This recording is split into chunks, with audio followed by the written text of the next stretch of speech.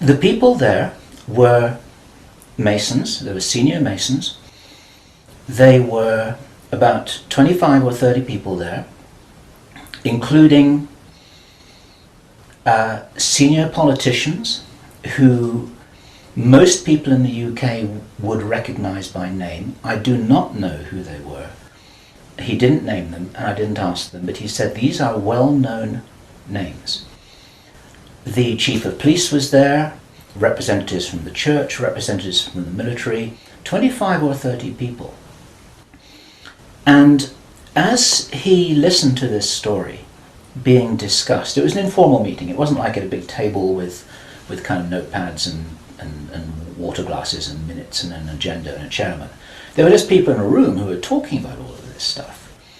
And what they were talking about was a plan that had clearly been made a long time ago, and what they were discussing was they were discussing the implementation of this plan. They were discussing how things were going, whether they were on track or not. The first thing that he heard was they were talking about the fact that Israel didn't look as if it was getting prepared to attack Iran anytime soon. This was a problem.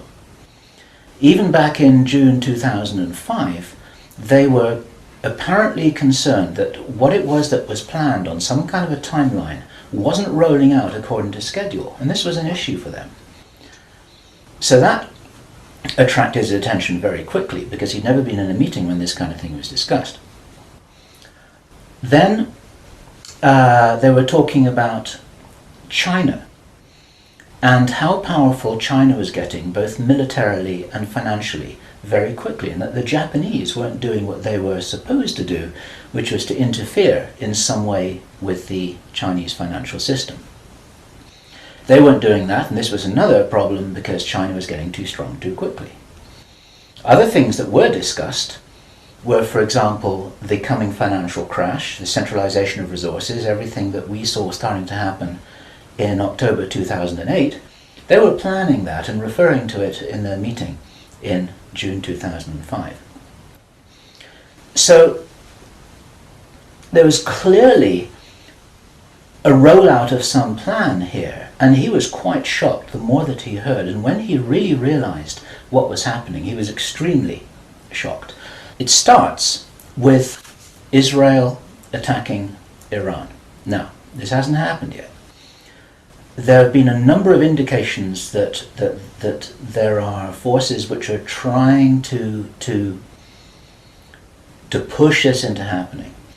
You've only got to follow the news for the last 2 years to realize that the public is being prepared for a justification for this kind of thing. Iran is being set up as being the bad guys that deserve something to happen to them, and so on and so forth.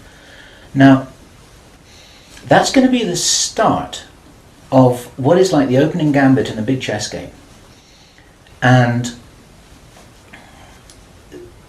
the plan is to provoke Iran or China to retaliate. And our guy, our source, who is a military man, is privately as convinced as he can be, although this has never been made public and this is not publicly known, that Iran does have nuclear weapons. He believes that they have been provided by China behind the scenes. And all of this is intended because it's all right with these controlling forces that Iran has nuclear weapons, because they want them to be used. The plan is for either Iran or for China to retaliate after Iran is struck with a nuclear weapon.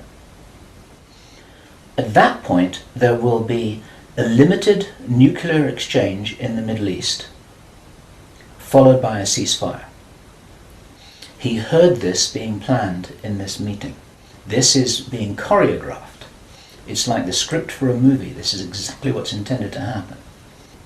In this rollout of this crazy scenario, where it is intended that there will be a limited nuclear exchange in the Middle East, the idea is that as the world looks upon this with horror, then they will demand from their governments that There are heavy controls over travel, over communication, over people who meet, over people who protest in the streets. They want to make sure that they don't have crazy bombers on aeroplanes, crazy bombers in the shopping malls. They want to make sure, and because people will be driven into fear by this, they'll request and demand and insist on heavy controls from their governments, which will be justified. And this is where you're going to kind of get the martial law situation in all the Western countries. It's intended as a justification. All of this is just the start of something, because this story gets much bigger, and it's pretty horrifying.